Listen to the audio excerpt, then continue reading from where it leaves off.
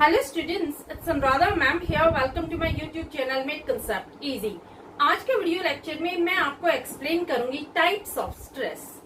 देखो, हमारी लाइफ एक बहुत बड़ा चैलेंज है। आज हर इंसान टेंशन में जीता है क्योंकि एवरीडे वो अपनी लाइफ में किसी ना किसी तरह का स्ट्रेस फेस करता है। किसी को फिजिकली स्ट्रेन्ड है, कोई मेंटली डिप्रेस्ड है, कोई सोशली डिप्रेस्ड है, किसी को फैमिली की टेंशन है, किसी को ऑफिस की टेंशन है, किसी को एनवायरनमेंट से प्रॉब्लम है, किसी को इंटरनल प्रेशर है, किसी को एक्सटर्नल प्रेशर है। तो तरह तरह के स्ट्रेसर्स हम अपनी लाइफ में एवरीडे फेस करते हैं। किस तरह से हम उन्हें इफेक्टिवली और एफिशिएंटली कोप अप करते हैं वो हम पर डिपेंड करता है। लेकिन स्ट्रेसर हर किसी की लाइफ में आते हैं। अब देखो, लाइफ में किस तरह के स्ट्रेसर्स आते हैं। स्ट्रेसर्स तो बहुत सारे होते हैं, लेकिन मैं आपको मेजर स्ट्रेसर्स बता रही हूँ जो हम एवरीडे लाइफ में फेस करते हैं। तो देखो, यहाँ मैं आपको 4 तरह के स्ट्रेसर्स बताऊंगी, 4 टाइप के स्ट्रेस बताऊंगी। पहला है फिजिकल स्ट्रेस, दूसरा है एनवायरमेंटल स्ट्रेस, तीसरा है साइकोलॉजिकल स्ट्रेस और चौथा है सोशल स्ट्रेस। तो हम वन बाय वन सारे स्ट्रेस डिटेल में एक्सप्लेन करेंगे कि ये क्या होते हैं और लाइफ में किस तरह की एडवर्स सिचुएशन ये क्रिएट करते हैं। तो देखो, सबसे पहले हम देखते हैं फिजिकल स्ट्रेस। फिजिकल स्ट्रेस का मतलब क्या होता है? We feel strained when we overexert ourselves, when we fail to get enough sleep, when we suffer an injury and when we have lack of nutritious diet। तो ये 4 point आते हैं physical stress में। मैं चारों point आपको बता रही हूँ क्या होते हैं। सबसे पहले लेते हैं हम first point, when we over exert ourselves। इसका मतलब क्या हुआ? देखो, ओवर एक्सर्ट का मतलब होता है जब हम एक्सेसिव वर्क अपनी बॉडी से लेते हैं। हर काम की एक लिमिट होती है, लेकिन जब हम अपनी बॉडी से एक्स्ट्रा वर्क करवाते हैं, बियॉन्ड स्ट्रेंथ हम जाते हैं, तो हमारी बॉडी ओवर एक्सर्ट हो जाती है। हमें फटीग महसूस होती है, हम स्ट्रेन्ड फील करते हैं और स्ट्रेस अराइज होता है। जैसे फॉर एग्जाम्पल, आप एक्सरसाइज करते हैं लेकिन रेगुलर बेसिस पर आप एक्सरसाइज नहीं करते। जो लड़के होते हैं वो कहते हैं कि हमें एब्स बनाने हैं, लेकिन विद इन अ वीक हम एब्स बना लेंगे। और जो लड़कियां होती है वो कहती है कि हमें स्लिम दिखना है, विद इन अ वीक हम बिल्कुल स्लिम हो जाएंगे। इसलिए वो एक्सेसिव एक्सरसाइज करती हैं। तो इसका रिजल्ट क्या होगा? आपके सारे बॉडी पार्ट्स स्टिफ हो जाएंगे, आपके बॉडी पार्ट्स में प्रॉपर मूवमेंट नहीं होगी, सारे बॉडी पार्ट्स में पेन स्टार्ट हो जाएगा। डॉक्टर आपको सजेस्ट करेगा बेड रेस्ट। तो यही रिजल्ट होता है जब भी हम अपनी बॉडी से कोई भी एक्सेसिव वर्क करवाते हैं जो उसकी स्ट्रेंथ से बाहर है, जो बियॉन्ड स्ट्रेंथ है, तो हमें फिजिकल स्ट्रेस अराइज होता है। क्लियर?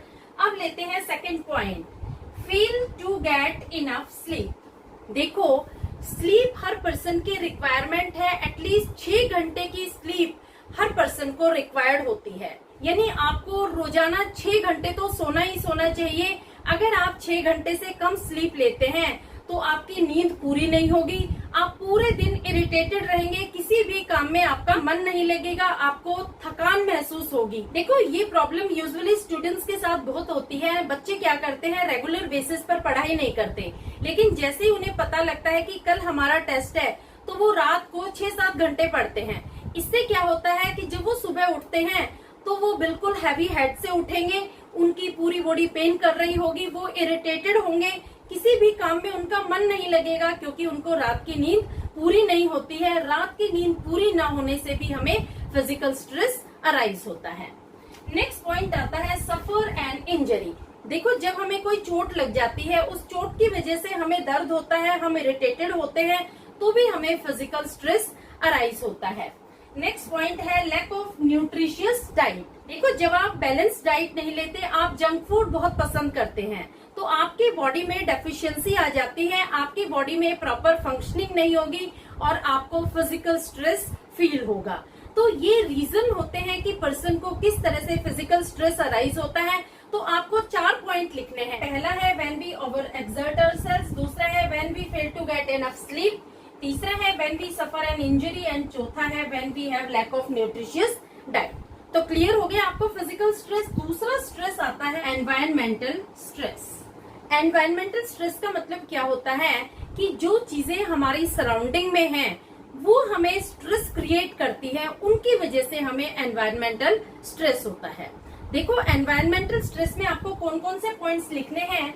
सबसे पहला आएगा हीट, दूसरा आएगा पोल्यूशन, तीसरा है क्राउड और चौथा है विंटर कोल्ड। सबसे पहले हम लेते हैं हीट। देखो समर सीजन में जो मई जून का महीना होता है उसमें एक्सेसिव हीट होती है जो अनबेरेबल होती है, वो हमें इरिटेट करती है और हमें एनवायरमेंटल स्ट्रेस होता है। देखो एनवायरमेंटल स्ट्रेस एक्सटर्नल स्ट्रेसर्स होते हैं, इन्हें कॉप अप करने के लिए हमें अपने आप को एडजस्ट करना पड़ता है क्योंकि हम इन्हें कंट्रोल नहीं कर सकते लेकिन हम इनके साथ एफिशिएंटली कॉप अप कर सकते हैं। दूसरा पॉइंट आ जाएगा पोल्यूशन। पोल्यूशन में देखो दो पोल्यूशन होते हैं, एक नॉइज पोल्यूशन होता है, दूसरा होता है एयर पोल्यूशन। नॉइज पोल्यूशन क्या हुआ, जैसे आप पढ़ाई कर रहे हैं, बाहर लाउड स्पीकर चल रहा है, बहुत तेज डेक चल रहा है, तो वो आपको इरिटेट करेगा। इससे क्या होगा, आप स्ट्रेस्ड फील करेंगे। दूसरा आ जाता है एयर पोल्यूशन। एयर पोल्यूशन में आप कैसे स्ट्रेस्ड होंगे, जैसे आप बाहर जाते हैं तो वहाँ का एनवायरनमेंट बहुत स्मोकी है, उसमें आपको सफोकेशन फील होती है, आपका दम घुटने लगता है, तो आप स्ट्रेस्ड फील करते हैं। अब देखो नेक्स्ट पॉइंट इज क्राउड। देखो क्राउड में स्ट्रेस फील होता है, ज्यादा भीड़ भड़के वाले एरिया पसंद नहीं होते क्योंकि वहाँ धक्का मुक्की होती है, बड़ा इरिटेशन होता है वहाँ पर, तो हमें स्ट्रेस अराइज होता है। और इसमें लास्ट पॉइंट आता है विंटर कोल्ड। जब एक्सेसिव कोल्ड होता है तो भी हम इरिटेटेड फील करते हैं क्योंकि हमारे हाथ पैर सुन्न हो जाते हैं, कोई काम हम अच्छे से नहीं कर पाते, हमारी बॉडी में प्रॉपर फंक्शनिंग नहीं होती ज्यादा ठंड की वजह से। तो ये 4 पॉइंट आप लिखेंगे एनवायरमेंटल स्ट्रेस में। अब देखो एनवायरमेंटल स्ट्रेस में कुछ ऐसे स्ट्रेस भी होते हैं जो बहुत ज्यादा फियरफुल होते हैं, ड्रेडफुल होते हैं। ऐसी सिचुएशन होती है जो अनअवॉइडेबल होती है, जिन्हें हम नेचुरल डिजास्टर्स कहते हैं। ये भी एनवायरमेंटल स्ट्रेस में आप लिखेंगे। तो नेचुरल डिजास्टर्स में क्या आ जाएगा, सुनामी है, अर्थक्वेक है, फ्लड है, साइक्लोन है। तो ये सारी चीजें आप लिखेंगे एनवायरमेंटल स्ट्रेस में। देखो ये चीजें जब आती है एनवायरनमेंट में तो ये डिस्ट्रैक्शन क्रिएट करती है, ये बहुत ज्यादा डिजास्टर्स होती है। जैसे देखो अभी कल परसों में ही आपने सुना होगा जो ताउते साइक्लोन आया है उसने कितना डिस्ट्रैक्शन किया है, उसकी वजह से कितनी स्टेट अफेक्टेड हुई है, कितना डिस्ट्रैक्शन हुआ है, कितना डिजास्टर्स था। देखो दिल्ली में भी कल पूरे दिन बारिश हुई है, यानी उस साइक्लोन का असर इतनी दूर भी पड़ा है। तो जो लोग उस एरिया से बिल्कुल अटैच थे, जो कोस्टल रीजन में रह रहे थे, उनके लिए तो ये फुली डिजास्टर्स था। वहां पर जो डिस्ट्रक्शन हुआ है वो बहुत ज्यादा डिस्ट्रक्शन हुआ है, कितने ही पेड़ गिर गए, कितने लोगों की फसलें बर्बाद हो गई, लोगों की डेथ हो गई, कितने लोगों के मकान गिर गए। तो इस तरह की एडवर्स सिचुएशन जब आती है और वो अनअवॉइडेबल होती है तो हमें उन्हें फेस करना पड़ता है, लेकिन वो सिचुएशन हमें स्ट्रेस क्रिएट करती है। तो समझ में आया आपको सारे पॉइंट्स, आप इन्हें नोट डाउन कर लो, मैं साइड में हो जाती हूँ। ये सारे पॉइंट्स आपको फिजिकल और एनवायरमेंटल स्ट्रेस में लिखने हैं। फिजिकल स्ट्रेस में आपको ये 4 पॉइंट लिखने हैं और एनवायरमेंटल स्ट्रेस में आपको 4 पॉइंट के साथ 3 पॉइंट आपको नेचुरल डिजास्टर्स के और लिखने हैं। क्लियर? अब देखो, अब मैं आपको सेकंड बताती हूँ साइकोलॉजिकल स्ट्रेस। साइकोलॉजिकल स्ट्रेस हमारे माइंड से रिलेटेड होता है। देखो ये आपको पता है कि जब आपकी मनपसंद की कोई चीज होती है, जब आप कोई मनपसंद काम करना चाहते हैं और उस काम में कोई हिंड्रेंस क्रिएट कर देता है, किसी तरह की कोई ऑब्स्टेकल क्रिएट कर देता है, तो आप फ्रस्ट्रेटेड फील करते हैं, आप डिप्रेस्ड फील करते हैं और साइकोलॉजिकली आप डिप्रेस्ड हो जाते हैं। यानी आपके माइंड में टेंशन हो जाती है, आप उस चीज से ओवरकम नहीं कर पा रहे हैं, न ही आप उसे फेस कर पा रहे हैं, तो आप उसे फ्रस्ट्रेटेड फील करेंगे। तो यही होता है साइकोलॉजिकल स्ट्रेस में कि जब हमारे मोटिव्स को, जब हमारे डिजायर्ड ऑब्जेक्टिव्स को किसी तरह की कोई ऑब्स्टेकल उसे आगे बढ़ने नहीं देती है, आगे हमारे डिजायर्ड ऑब्जेक्टिव्स को अचीव नहीं करने देती है, तो हम फ्रस्ट्रेटेड फील करते हैं, तो हम डिप्रेस्ड फील करते हैं, आइसोलेशन में चले जाते हैं। और जब ये इस तरह की प्रॉब्लम सीवियर हो जाती है तो ये बहुत ज्यादा क्रिटिकल बन जाती है। तो देखो ये मैं आपको एक्सप्लेन कर रही हूँ। सबसे पहले बता रही हूँ साइकोलॉजिकल स्ट्रेस क्या होता है। We generate our cells in our mind. देखो ये ऐसा स्ट्रेस होता है जो हम अपने आप ही अपने दिमाग में जनरेट कर लेते हैं। कैसे जनरेट करेंगे? आप अपना कोई डिजायर्ड ऑब्जेक्टिव सेट करते हैं और जब वो ऑब्जेक्टिव आप अचीव नहीं कर पाते तो आप फ्रस्ट्रेटेड फील करेंगे, और जब आप फ्रस्ट्रेटेड होंगे तो ऑटोमेटिकली आपको साइकोलॉजिकल स्ट्रेस अराइज होगा। तो साइकोलॉजिकल स्ट्रेस जब होता है जब पर्सन के जो इंटरनल सोर्सेज हैं वो वीक हो जाते हैं। जैसे पर्सन का सेल्फ कॉन्फिडेंस लूज हो जाता है, उसकी सेल्फ एस्टीम, सेल्फ एफिकेसी लो हो जाती है, तो पर्सन फ्रस्ट्रेटेड फील करेगा, उसके माइंड में कॉन्फ्लिक्ट्स अराइज हो जाएंगे। तो देखो हम डिटेल में एक्सप्लेन करते हैं इसे, कौन कौन से साइकोलॉजिकल स्ट्रेस है। पहला है फ्रस्ट्रेशन, दूसरा है कॉन्फ्लिक्ट्स, तीसरा है इंटरनल प्रेशर्स और चौथा है सोशल प्रेशर। तो सबसे पहले हम लेते हैं फ्रस्ट्रेशन क्या होता है। Blocking of needs by someone that hinders us from achieving desired goals.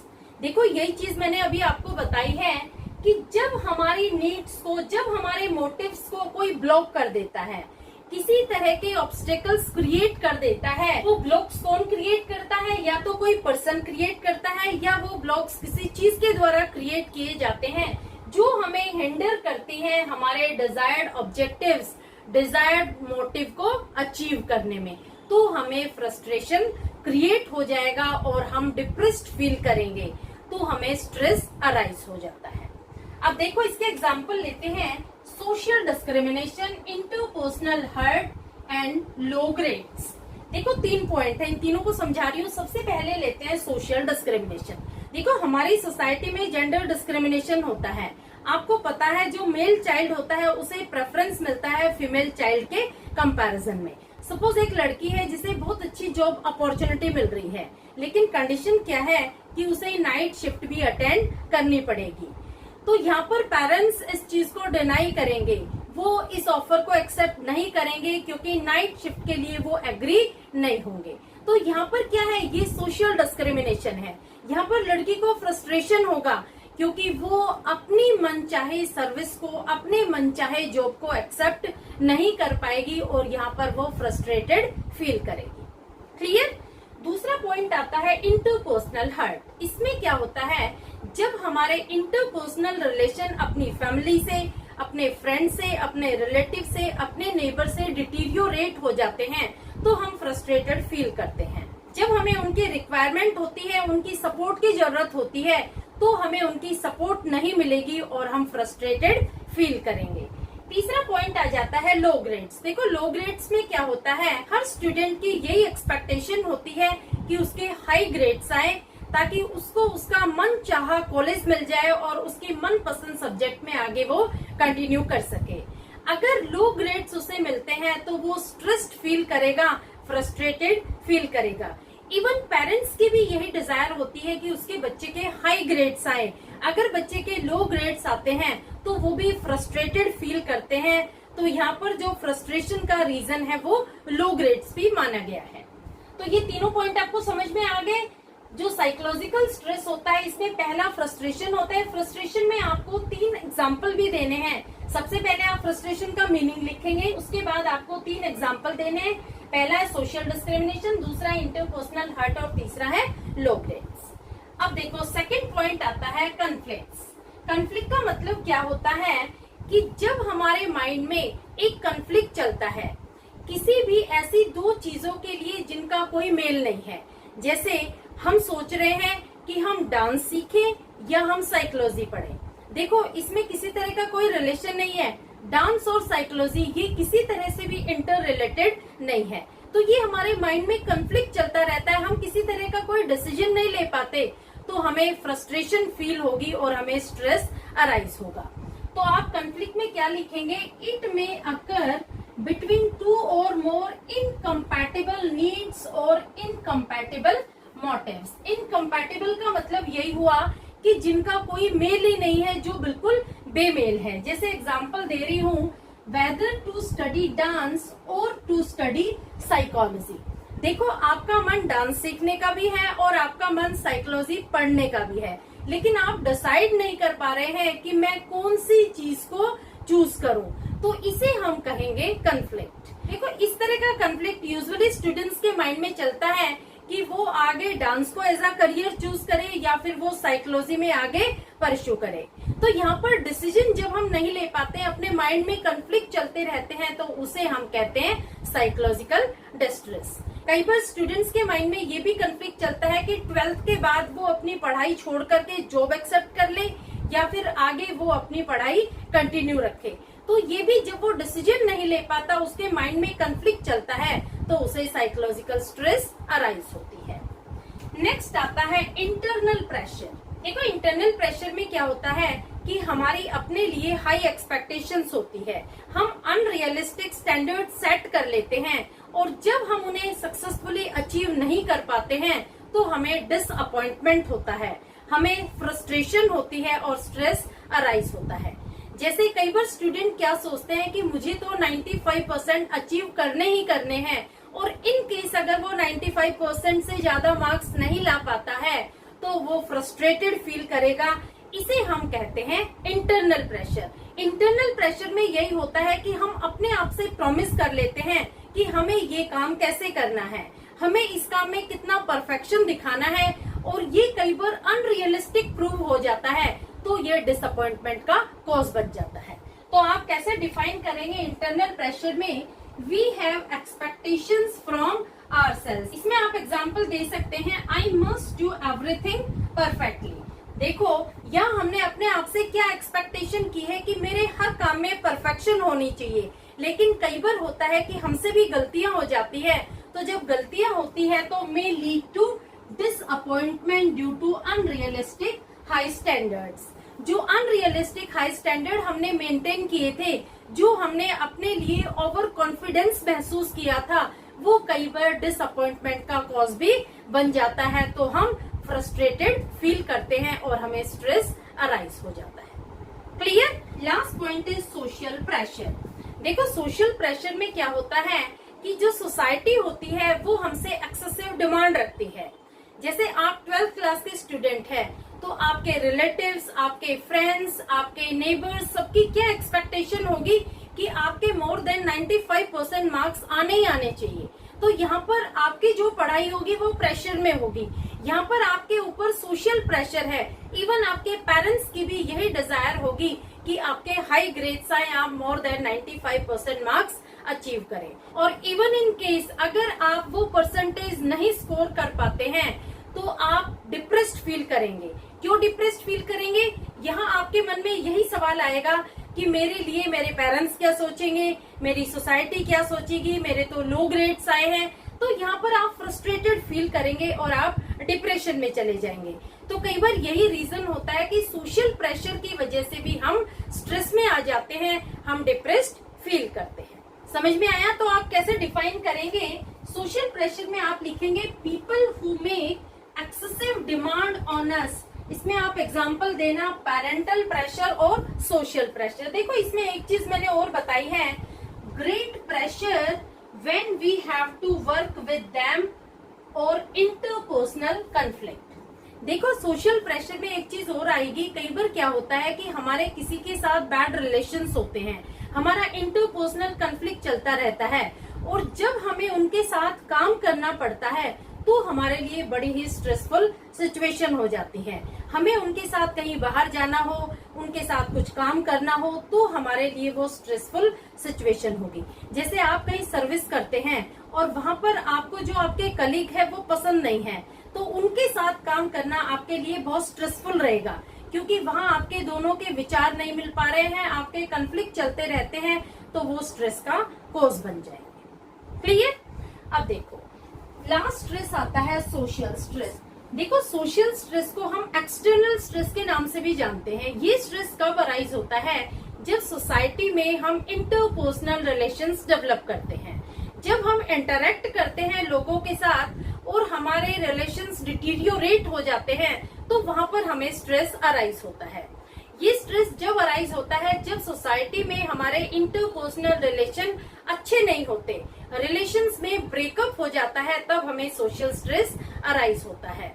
जब हमें नेबरहुड में कोई प्रॉब्लम होती है, जब फैमिली में किसी तरह की कोई प्रॉब्लम अराइज हो जाती है, किसी इलनेस की वजह से, किसी डेथ की वजह से ये स्ट्रेस अराइज होता है। तो देखो कैसे डिफाइन करेंगे, it results from our interaction with people, it is also known as external stress. देखो सोशल स्ट्रेस हमारे इंटरेक्शन का रिजल्ट होता है, जो हम लोगों से इंटरेक्ट करते हैं सोसाइटी में।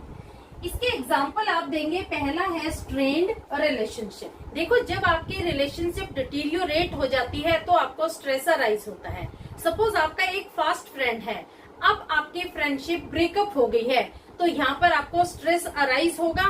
तो इस तरह की सिचुएशन स्ट्रेसफुल सिचुएशन होती है, जो पहले तो हमारे रिलेशन बहुत अच्छे थे, लेकिन बाद में जब डिटीरियोरेट हो जाते हैं तो वो हमें स्ट्रेस क्रिएट करते हैं। दूसरा आता है इलनेस इन फैमिली। देखो अगर आपकी फैमिली में कोई पर्सन बीमार है तो आप स्ट्रेस्ड फील करेंगे, क्योंकि आपका कहीं मन नहीं लगेगा, आप हमेशा उसकी इलनेस के बारे में ही वरीड रहेंगे, तो आपको स्ट्रेस अराइज होगा।